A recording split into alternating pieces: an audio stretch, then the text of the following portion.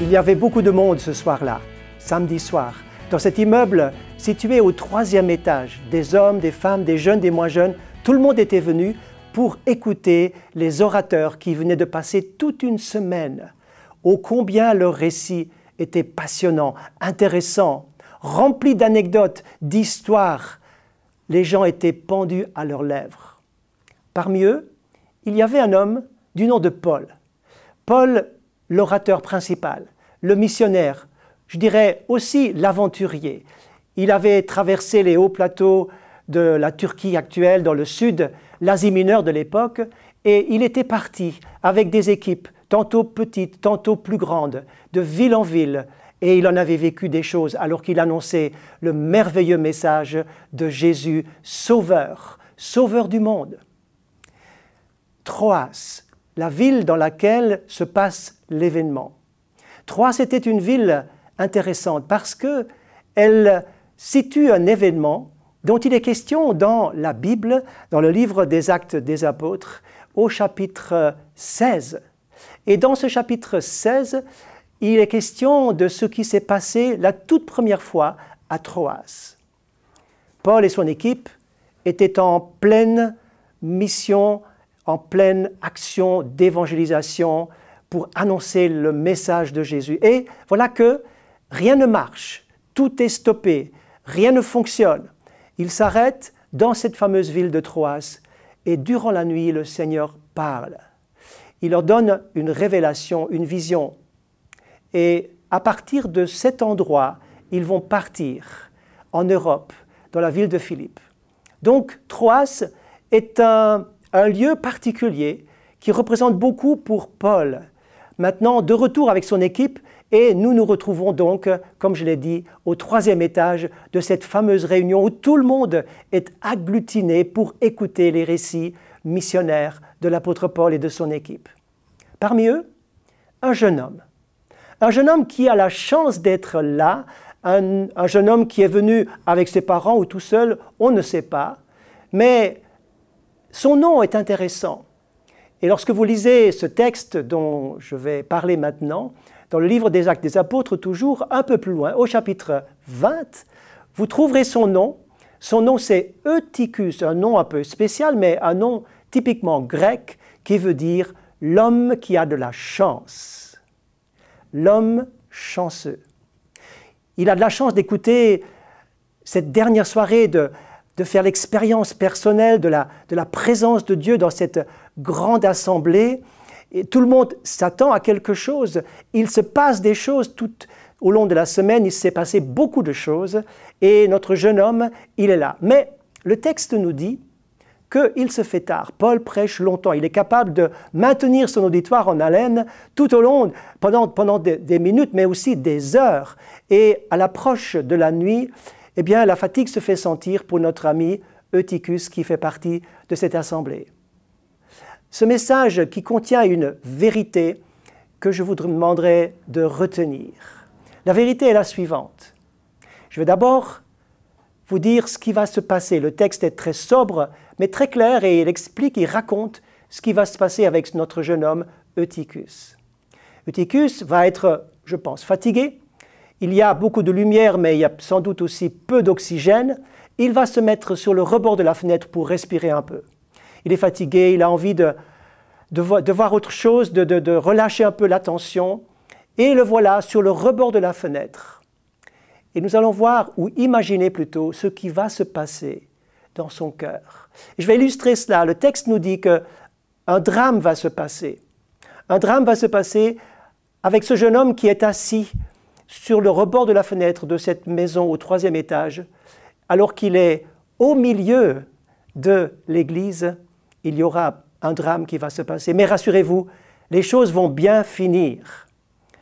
La vérité que je voudrais partager avec vous, le cœur partagé est un cœur en danger. Eutychus n'était plus vraiment dans l'église, il était déjà en partie hors de l'église. Il était ni dans la lumière. La salle était remplie de lumière, il y avait cette présence de Dieu, cette lumière fascinante et extraordinaire de la parole de Dieu, cet éclairage spirituel sur son cœur, mais il était en partie déjà dans les ténèbres du dehors. Attiré par la curiosité de la nuit, il voit du haut de ce 3e étage, oui, il voit dehors le monde de la nuit qui tout à coup l'attire. Et il n'avait jamais vu cela de cette hauteur-là. Il est intéressé et de plus en plus il décroche. Il n'est plus vraiment dedans, il est ailleurs dans ses pensées.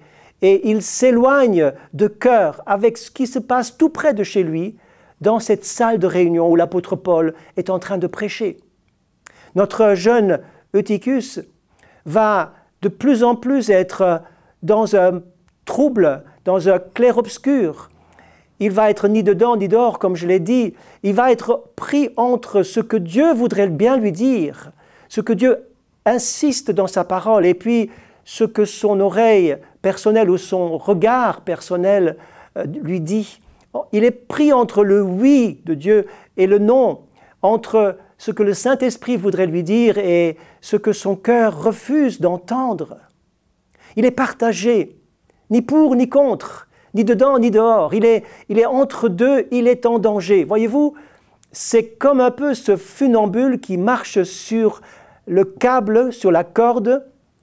Il est sur un univers complètement instable et il faut être bien doué pour tenir l'équilibre dans un milieu complètement instable, ni d'un côté, ni trop de l'autre, juste au milieu.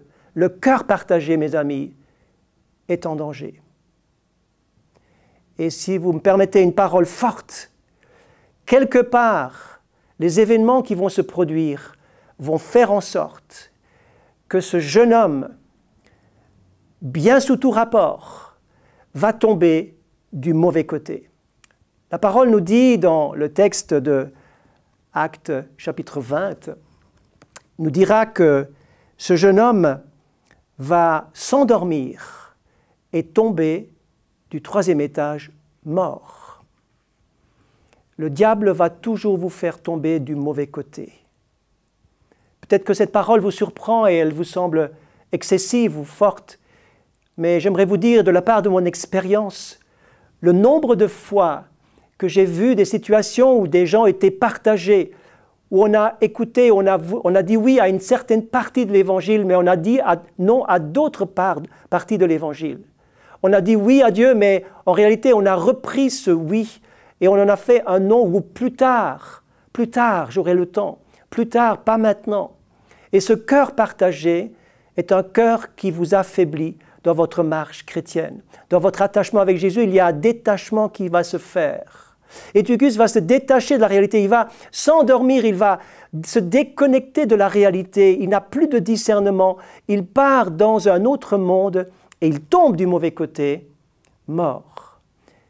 Mais je termine ce petit message, pas par cette mauvaise nouvelle, pas par cette anecdote qui est rapportée dans la parole, et j'aimerais vous dire que tout ce qui est écrit est inspiré, y compris ce texte, parce que le texte nous dit quelque chose d'extraordinaire. Eutychus, l'homme chanceux, l'homme qui a de la chance. Il a de la chance, c'est l'expression de son nom, c'est la signification de son nom. Il a 2 chances. Premièrement, c'est qu'il a une église qui prie. L'église était remplie dans ce 3e étage, à ce 3e étage, et l'église a prié pour ce jeune homme qui tombe de la fenêtre. Tout le monde s'est réveillé, tout le monde s'est précipité, et tout le monde a prié, et Dieu a entendu cette prière. Vous êtes bénis si vous êtes dans une communauté qui prie pour vous. Et j'aimerais vous dire que dans la communauté où je suis, où je sers, il y a bien des gens qui sont là parce qu'on a prié pour eux, parce que des parents ont prié pour eux, des grands-parents ont prié pour eux. Ils existent, ils sont là, ils sont à leur place parce qu'on a prié pour eux. On a pris soin d'eux dans la prière. Et ensuite, la deuxième chose, et avec celle-là, je termine. L'apôtre Paul est descendu des 3 étages. Il a pris ce jeune qui était mort, nous dit le texte. Il l'a pris dans ses bras et il a dit, rassurez-vous, son âme est en lui. Il est vivant. Il le ramène à la vie. Et je voudrais vous dire aujourd'hui, là où vous êtes, vous m'écoutez, le Saint-Esprit, Dieu lui-même, descend à l'endroit où vous êtes peut-être couché, où vous êtes peut-être inanimé, vous n'avancez plus, vous ne faites plus, vous ne pouvez plus bouger, vous êtes quelque part dans un endroit mort, le Seigneur vient vous rejoindre là où vous êtes. Il vous prend dans ses bras, il vous accorde, il vous transmet sa puissance, son amour et son esprit pour vous ramener à la vie et pour vous remonter à l'endroit d'où vous êtes tombé. Vous pouvez toujours saisir la main de Dieu, la main de Jésus à l'endroit où vous êtes. C'est lui qui vient vers vous. Donnez-lui votre main. Laissez-vous prendre dans ses bras et laissez-vous remonter à l'étage où se trouve la lumière, où se trouve la parole, où se trouve la vie, où se trouve la communauté. C'est là qu'est votre place. Eutychus, l'homme chanceux, l'homme qui a eu de la chance. C'est aussi votre chance, c'est votre opportunité. Saisissez-la et que le Seigneur vous bénisse. Seigneur, je te bénis et je te remercie pour chaque personne qui a entendu ce petit message qui est dans Actes chapitre 20, versets 7 et suivants. Seigneur, que cette parole puisse les encourager, c'est ma prière dans le nom de Jésus. Amen. Merci de m'avoir suivi et à très bientôt pour une autre émission.